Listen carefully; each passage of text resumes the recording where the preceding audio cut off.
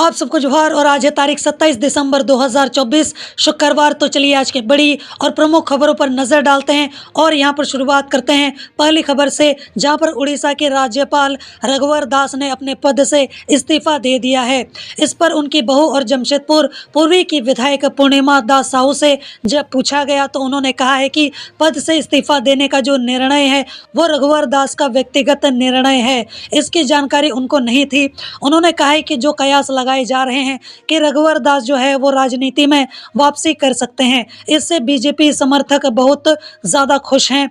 और उन्होंने कहा है कि अगर उनकी राजनीति में वापसी होती है तो ये झारखंड के लिए भी अच्छा होगा, क्योंकि झारखंड की जनता भी उनका बेसब्री से इंतज़ार कर रही है और साथ ही परिवार के लोग भी उनका इंतज़ार कर रहे हैं।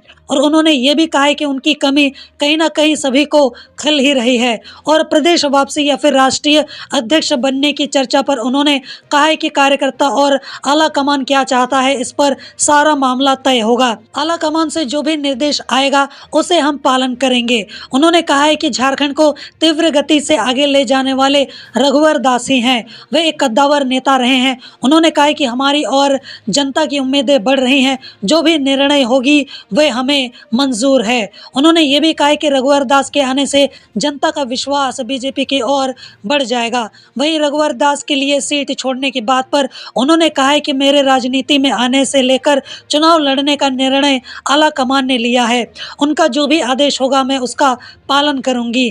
और उन्होंने ये भी कहा है कि जब तक वे झारखंड के मुख्यमंत्री और विधायक रहे तब तक उन्होंने संगठन को सींचने का काम किया है। बीजेपी के कार्यकर्ता भी उत्साहित हैं, क्योंकि अब उन्हें भी मजबूती मिलेगी। उन्होंने कहा है कि उनका राजनीति में वापसी झारखंड के लिए अच्छा होगा। चलिए बढ़ते हैं अगली खबर की ओर, जहां पर पूर्व मंत्री, झारखंड सरकार के समन्वय समिति के सदस्य एवं झारखंड प्रदेश कांग्रेस कमेटी के कार्यकारी अध्यक्ष बंधु तिर्की ने कहा है कि झारखंड सरकार द्वारा पेशा कानून की नियमावली को मंजूरी देने के बाद अब इस बात की भी नितांत आवश्यकता है कि सभी आवश्यक वैधानिक औपचारिकताओं को पूरा कर पेशा कानून को जमीनी स्तर पर जल्द से जल्द लागू किया जाए। बंधु तिर्की ने कहा है कि पेशा कानून लागू होने से झारखंड की दशा और दिशा में सकारात्मक बदलाव आएगा।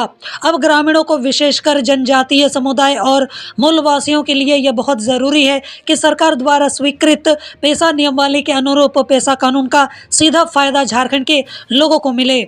वरिष्ठ कांग्रेस नेता ने यह भी कहा है कि इससे न केवल ग्रामीणों की विकास संबंधित जरूरतें पूरी होंगी, बल्कि जमीन के साथ ही उपलब्ध संसाधनों की लूट को भी रोका जा सकेगा। साथ ही इससे यहाँ पर ग्रामीण क्षेत्रों में आपराधिक घटनाओं पर नियंत्रण होने की भी यहाँ पर पूरी संभावना है। चलिए बढ़ते हैं अगली खबर की ओर, जो कि यहाँ पर निकल कर आ रही है राजधानी रांची से, जहाँ पर रांची के मेसरा इलाके से 9वीं कक्षा की 2 छात्राओं के अपहरण का मामला जो है वो सामने निकल कर आया है। घटना को लेकर छात्राओं के परिवार वालों ने मेसरा ओपी थाने में शिकायत दर्ज कराई है। और यहाँ पर जो आरोप है वो स्थानीय युवकों राहुल महतो और दीपक महतो पर लगाया गया है। एक छात्रा के पिता ने पुलिस को बताया कि उनकी 14 वर्षीय बेटी 23 दिसंबर की सुबह घर से निकली थी। जब देर शाम तक वह घर नहीं लौटी तो परिवार वालों ने उसकी तलाश शुरू कर दी और इसी के दौरान पता चला कि उसकी एक सहेली भी लापता है। और वहीं गांव वालों ने बताया कि शाम 4 बजे दोनों छात्राओं को मेसरा मैदान के पास देखा गया था। उस समय वे राहुल और दीपक के साथ थीं और यहाँ पर परिजनों को शक है कि उनकी बेटियों के साथ अनहोनी हो सकती है। और यहाँ पर पुलिस ने मामला दर्ज कर जाँच शुरू कर दी है और दोनों छात्राओं की तलाश जो है वो फिलहाल अभी जारी है। चलिए बढ़ते हैं अगली खबर की ओर, जो कि यहाँ पर निकल कर आ रही है खूंटी से, जहाँ पर तमाड़ रोड पर बुधवार देर शाम पिकअप वैन और बाइक की टक्कर में एक युवक रंजीत मुंडा, जिसकी उम्र 22 वर्ष बताई जा रही है, कि सदर अस्पताल खूंटी में इलाज के दौरान मौत हो गई। और दूसरा नीरन सिंह पाहन, जिसकी उम्र 21 वर्ष बताई जा रही है, गंभीर रूप से घायल है।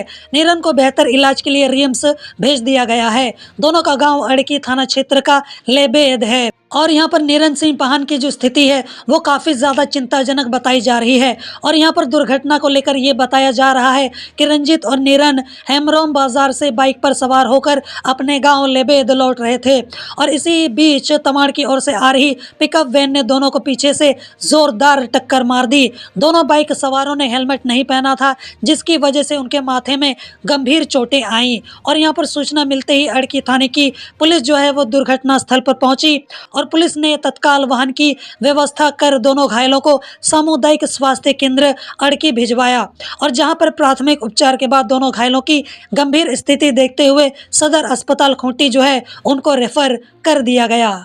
चलिए बढ़ते हैं अगली खबर की ओर, जो कि यहाँ पर निकल कर आ रही है सिमडेगा से, जहाँ पर बोलबा थाना क्षेत्र के मालसाडा वन दुर्गा के पास देर रात एक सड़क हादसे में 4 लोगों की मौत हो गई और बताया जा रहा है कि कर्रा मुंडा बिरंगा टोली निवासी गुलशन कुल्लू और कोमल डुंगडुंग सड़क के किनारे खड़े थे और इसी क्रम में उड़ीसा टांगर गांव निवासी प्रिंस लकड़ा एवं विशाल डोंगडोंग नशे में धुत होकर अपनी बाइक से घर लौटने के दौरान सड़क किनारे खड़े गुलशन और कोमल को उन्होंने बाइक से धक्का मारते हुए गिर गए और यहां पर घटना में चारों को गंभीर रूप से चोटें आई और घायल हो गए। सभी घायलों को सदर अस्पताल लाया गया, जहां पर चिकित्सकों ने चारों को मृत घोषित कर दिया। तो इससे यहाँ पर आप इस बात का अंदाज़ा लगा सकते हो कि यहाँ पर जो एक्सीडेंट है वो कितना भयानक हुआ होगा और पुलिस सभी मृतकों के शव को कब्जे में लेकर अग्रतर कार्रवाई जो है उसने शुरू कर दी है। और यहाँ पर घटना की सूचना के बाद कोलेबिरा विधायक विक्सल कोंगाड़ी, विधायक प्रतिनिधि शमी आलम, इसके अलावा जिला मीडिया प्रभारी तनवीर खान, सदर थाना प्रभारी दिनेश प्रजापति जो है वो सदर अस्पताल पहुँचे। चलिए बढ़ते हैं अगली खबर की ओर, जहां पर झारखंड के पूर्व मुख्यमंत्री और उड़ीसा के निवर्तमान राज्यपाल रघुवर दास जो है वो गुरुवार को दोपहर 3 बजे रांची पहुंचने की यहां पर उनकी जो है वो संभावना है और उड़ीसा के राज्यपाल पद से इस्तीफा देने के बाद वह दोबारा राजनीति में सक्रिय भूमिका निभाएंगे, ऐसी खबर सामने निकल कर आ रही है। और खबर तो ये भी है कि शुक्रवार को वह बीजेपी की सदस्यता ले सकते हैं और चर्चा ये भी है कि पार्टी उन्हें कोई बड़ी जिम्मेदारी भी सौंप सकती है। और यहाँ पर यह भी हो सकता है कि बीजेपी की सदस्यता लेने के बाद रघुवर दास दिल्ली जाकर पार्टी के वरिष्ठ नेताओं से मुलाकात करेंगे। और यहाँ पर मैं आपको बता दूं कि उन्हें 18 अक्टूबर 2023 को उड़ीसा का राज्यपाल नियुक्त किया गया था और वहीं पर गुरुवार को रघुवर दास अपने राज्यपाल कार्यकाल को अलविदा कह देंगे। चलिए बढ़ते हैं अगले खबर की ओर, जो कि यहाँ पर निकल कर आ रही है मौसम के हाल को लेकर, वो भी झारखंड का, जहाँ पर झारखंड में साल के आखिरी दिन बादल और बारिश के साथ मौसम का मिजाज जो है वो बदलने की संभावना है। वहीं नए साल का स्वागत भी कड़क ठंड के बीच हो सकता है और इसके पीछे ये बताया जा रहा है कि पाकिस्तान से आ रहे एक वेस्टर्न डिस्टर्बेंस का असर जो है वो हो रहा है और उसी की वजह से ये सारी चीज़ें जो हैं वो होने वाली हैं, जो यहाँ पर राज्य के मौसम पर गहरा प्रभाव भी डालेगा। और यहाँ पर मौसम विभाग के अनुसार इसका जो असर है वो झारखंड के कई हिस्सों में भी देखने को मिलेगा और वहीं पर राज्य के लगभग आधे हिस्से में बारिश जो है वो हो सकती है। 28 और 29 दिसंबर को बादल छाने से न्यूनतम तापमान में 1 से 2 डिग्री की वृद्धि जो है वो होगी और इस दौरान राज्य के 14 जिलों में हल्की बारिश की भी संभावना जताई जा रही है। 28 दिसंबर से राज्य में आंशिक रूप से बादल छाने लगेंगे और वहीं यहाँ पर 26 से 28 दिसंबर तक रांची में अधिकतम तापमान जो है वो 26 डिग्री तक रह सकता है। वहीं 29 दिसंबर से न्यूनतम तापमान में गिरावट जो है वो शुरू होगी। 28 और 29 दिसंबर को बादल छाने से तापमान में हल्की बढ़ोतरी होगी। राज्य के पश्चिमी और उत्तरी जिलों में जैसे कि पलामू, गढ़वा, चतरा, कोडरमा, लातेहार और लोहरदगा में हल्की बारिश हो सकती है। राज्य भर में 26, 27, 30 और 31 दिसंबर को सुबह के समय कोहरा और धुंध छाए रहने की संभावना है, लेकिन यहाँ पर दिन चढ़ते ही मौसम जो है वो साफ भी हो जाएगा। और यहाँ पर अगर पिछले 24 घंटे के मौसम की अगर हम लोग बात करें तो 26 दिसंबर को सुबह हल्का से मध्यम कोहरा और धुंध रहा, लेकिन यहाँ पर दिन चढ़ते के साथ मौसम जो है वो काफ़ी हद तक साफ तो हो गया था। 27 दिसंबर की अगर हम लोग मौसम की बात करें तो सुबह हल्का कोहरा रहेगा, लेकिन दिन में मौसम जो है वो साफ हो जाएगा। 28 दिसंबर को गढ़वा, पलामू, चतरा, हजारीबाग, कोडरमा, गिरिडीह, लातेहार, इसके अलावा लोहरदगा, गुमला और सिमडेगा जिलों में हल्की बारिश हो सकती है। 29 दिसंबर को गुमला, खूंटी, सिमडेगा और यहाँ पर पश्चिमी सिंहभूम जिलों में हल्की बारिश हो सकती है। और यहाँ पर बाकी सारा डेटा डिटेल्स आपको अपनी स्क्रीन पर देखने को तो मिल ही जाएगा, जिसको आराम से आप पॉज करके पढ़ सकते हो कि यहाँ पर 28 और 29 दिसंबर को मौसम जो है वो कैसा रहने वाला है और बारिश जो है वो कहाँ कहाँ हो सकती है। और यहाँ पर 30 और 31 दिसंबर को सुबह कोहरा और धुंध के साथ दिन की शुरुआत होगी, लेकिन यहाँ पर बाद में आसमान साफ हो जाएगा। चलिए बढ़ते हैं अगली खबर की ओर, जहां पर राज्य सरकार ने राज्यपाल के प्रधान सचिव नितिन मदन कुलकर्णी और स्वास्थ्य विभाग के प्रधान सचिव अजय कुमार सिंह को मुख्य सचिव के पद पर पदोन्नति दे दी है और यह पदोन्नति 1 जनवरी 2025 से प्रभावी होगा। दोनों अधिकारी अपने वर्तमान पदों पर बने रहेंगे। और यहाँ पर इसके अलावा राज्य सरकार ने केंद्र सरकार के अधीन प्रतिनियुक्त सत्येंद्र सिंह को भी मुख्य सचिव रैंक में प्रोफार्मा पदोन्नति दी है। और वहीं पर कार्मिक एवं प्रशासनिक विभाग ने इसके अलावा 13 IAS अफसर को विशेष सचिव रैंक में प्रोन्नति दी है और इन अफसरों में रविशंकर शुक्ला, नेहा अरोड़ा, संदीप सिंह, संजीव कुमार बेसरा, अजय नाथ झा, अक्षय कुमार सिंह, मनमोहन प्रसाद, कुमुद सहाय, रवि रंजन, शशि भूषण मेहरा, प्रदीप तिग्गा, पूनम प्रभावती और इसके अलावा मनोहर मरांडी शामिल हैं। फिलहाल सभी अफसर अपने पदस्थापन की जगह पर ही प्रोन्नत होकर काम करते रहेंगे। अब यहाँ पर साथ ही साथ झारखंड प्रशासनिक सेवा से IAS में 9 प्रोन्नत अधिकारियों को अधिसूचना के बाद अगले साल नए पद पर पदस्थापित किया जा सकता है। गैर प्रशासनिक सेवा से भी 7 अधिकारियों को IAS में प्रोन्नति मिलनी है और इसके लिए 21 लोगों के नाम UPSC को यहाँ पर भेज दिए गए हैं। शुक्रवार को UPSC में इसको लेकर बैठक जो है वो होगी। चलिए बढ़ते हैं अगली खबर की ओर, जो कि यहाँ पर निकल कर आ रही है 28 दिसंबर को होने वाले मैया सम्मान योजना कार्यक्रम को लेकर। और उसको लेकर यहाँ पर जो रूट प्लान है वो बनाया गया है, जो कि हो सकता है कि आपके लिए बहुत ही ज़्यादा इम्पॉर्टेंट हो, तो उसी वजह से मैंने ये न्यूज़ भी कवर किया है। तो 28 दिसंबर को राजधानी रांची में लाखों की भीड़ होने वाली है और कई हज़ार वाहन भी शहर में आने वाले हैं। और इसको देखते हुए रांची के ट्रैफिक में 28 दिसंबर को कई यहाँ पर बदलाव जो है वो किए गए हैं। दरअसल मुख्यमंत्री मैया सम्मान योजना को लेकर नामकुम खोजा टोली ट्रेनिंग ग्राउंड में 28 दिसंबर को कार्यक्रम का आयोजन किया गया है और इसको लेकर ट्रैफिक पुलिस की ओर से कुछ मार्गों में वाहनों का जो प्रवेश है वो बंद कर दिया गया है। और इसके साथ ही कार्यक्रम में शामिल होने वाले लाभुकों के वाहनों के लिए भी रूट निर्धारित कर दिया गया है। और इसके तहत 28 दिसंबर को सुबह 9:30 बजे से लेकर शाम 4:30 बजे तक या फिर आसपास रामपुर रिंग रोड से तुपुदाना रिंग के बीच में सभी प्रकार के छोटे और बड़े मालवाहक गाड़ियों के परिचालन पर रोक लगा दी गई है। और रांची के ट्रैफिक SP ने ट्रैफिक व्यवस्था में बदलाव को लेकर आदेश जो है वो जारी कर दिया है। बाकी यहाँ पर 28 दिसंबर को होने वाले कार्यक्रम को लेकर जो ट्रैफिक प्लान बनाया गया है वो किस तरीके से बनाया गया है और क्या क्या होने वाला है, उसको लेकर जो सारी डिटेल्स हैं वो आपको अपनी स्क्रीन पर देखने को मिल जाएगा, जिसको आप यहाँ पर आराम से पॉज करके पढ़ सकते हो। अब यहाँ पर इस कार्यक्रम में भाग लेने वाले वाहनों को लेकर भी यहाँ पर रूट जो है वो निर्धारित किया गया है। तो चलिए वो भी मैं आपको यहाँ पर साझा कर देता हूँ, जैसे कि पलामू, गढ़वा, लातेहार, लोहरदगा, गुमला, सिमडेगा, खूंटी और चाईबासा की ओर से आने वाले यहाँ पर वाहन जो है वो तुपुदाना रिंग रोड से सीधे खरसी दाग OP रिंग रोड प्रवेश द्वार से प्रवेश करेंगे।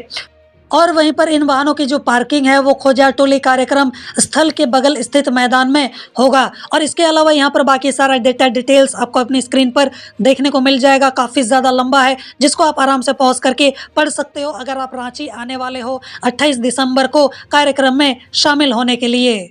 चलिए बढ़ते हैं अगली खबर की ओर, जो कि यहाँ पर निकल कर आ रही है पलामू से, जहाँ पर पाकी में रहने वाली 10 वर्षीय नाबालिग के साथ गुजरात के भारूच में हुए दुष्कर्म के बाद उसकी मौत हो गई थी। और यहाँ पर बुधवार की देर शाम पीड़िता का जो शव है वो पलामू के पाकी लाया गया। और यहाँ पर पीड़िता के घर झारखंड सरकार के वित्त मंत्री राधाकृष्ण, स्थानीय विधायक डॉक्टर शशि भूषण मेहता, इसके अलावा पलामू DC शशि रंजन और अन्य अधिकारी भी मौजूद थे।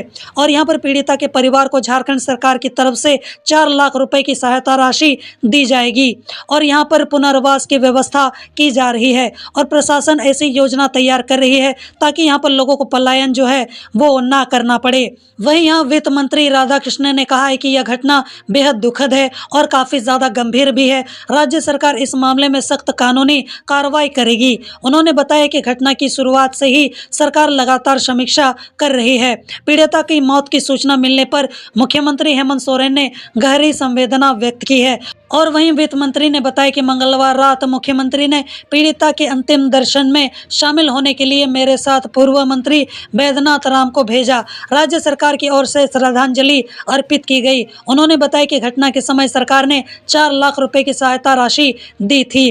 अब यहाँ पर जिला प्रशासन ने 1 लाख रुपए की मदद का भी ऐलान किया है और इसके अलावा मुख्यमंत्री सम्मान योजना के तहत पीड़िता के परिवार को लाभ भी दिया जाएगा। सरकार की ओर से परिवार को अब आवास योजना के तहत घर, मनरेगा के तहत जो है सिंचाई कूप और ज़रूरत पड़ने पर सरकारी नौकरी देने की भी बात कही गई है। साथ ही यहाँ पर पांकी के बीडीओ और सीईओ को निर्देश दिया गया है कि परिवार को सभी सरकारी योजनाओं का लाभ जो है वो दिया जाए। चलिए बढ़ते हैं अगले खबर की ओर, जो कि यहाँ पर निकल कर आ रही है गुमला से। यहाँ नक्सल प्रभावित कुरुमगढ़ थाना क्षेत्र के सकरा पानी गांव स्थित जंगल में बुधवार को नक्सलियों द्वारा बिछाए गए आईईडी की चपेट में आने से लकड़ी चुनने गई एक 5 साल की मासूम बच्ची अनुष्का कुमारी गंभीर रूप से घायल हो गई है। और इस घटना को लेकर ये बताया जा रहा है कि घटना के बाद परिजन उसे CHC चैनपुर लेकर गए और यहाँ बच्ची की गंभीर स्थिति को देखते हुए चिकित्सकों ने उसे गुमला रेफर कर दिया, लेकिन परिजनों ने उसे सदर अस्पताल में भर्ती नहीं कराया। उसे शहर के एक प्राइवेट अस्पताल में लेकर चले गए। यहाँ पर अस्पताल में डॉक्टरों ने बच्ची की हालत देखकर बताया है कि उसके पेट से आंत जो है वो बाहर आ गई है और काफ़ी रक्तस्राव भी हो रहा है। ऐसे में घायल बच्ची को बेहतर इलाज के लिए रांची के रिम्स अस्पताल में रेफर कर दिया गया है और इसके बाद पुलिस और परिजन उसे बेहतर इलाज के लिए रिम्स लेकर पहुंचे।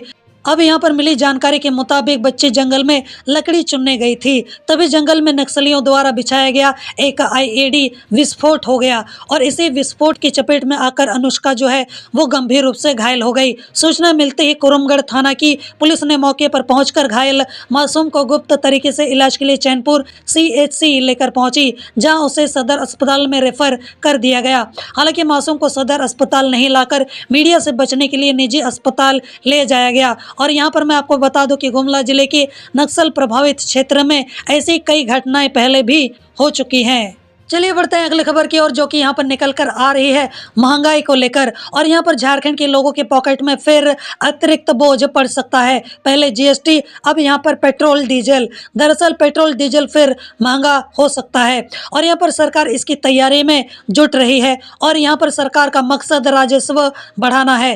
राजस्व जो है वो 2 तरीके से सरकार बढ़ा सकती है, एक तो दारू और दूसरा पेट्रोल डीजल। इसके अलावा दूसरे पे बढ़ाएगी तो यहाँ पर सरकार गिरने की संभावना है। ये सरकार अच्छी तरीके से जानती है और ये भी जानती है कि जनता को किस तरीके से बम्बो करना है।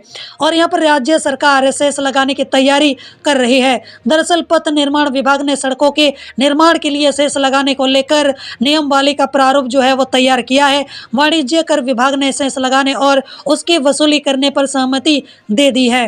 कैबिनेट से इसके लिए मंजूरी लेनी होगी। सेस की वसूली कैसे होगी यह अभी तय नहीं हुआ है। सेस कितना लगेगा यह कैबिनेट के बैठक में ही तय हो पाएगा और हो सकता है कि सारी प्रक्रिया जो है वो पूरी कर इसी सप्ताह के अंत तक इसे लागू भी कर दिया जाएगा। अब यहाँ पर इससे करीब 350 करोड़ रुपए सालाना अतिरिक्त राजस्व बढ़ सकता है। अब यहाँ पर फिलहाल पेट्रोल जो है वो 97.86 रुपीस और डीजल जो है वो 92.62 रुपीस प्रति लीटर की दर से बिक रहा है। अब यहाँ पर पता नहीं कितना दाम बढ़ने वाला है और उससे हमारी जेब कहीं फट ना जाए और हमारी जो हालत है वो खस्ता ना हो जाए, जो कि ऑलरेडी बहुत पहले हो भी चुकी है। अब यहाँ पर बस जीने मरने का ही सवाल पैदा हो चुका है।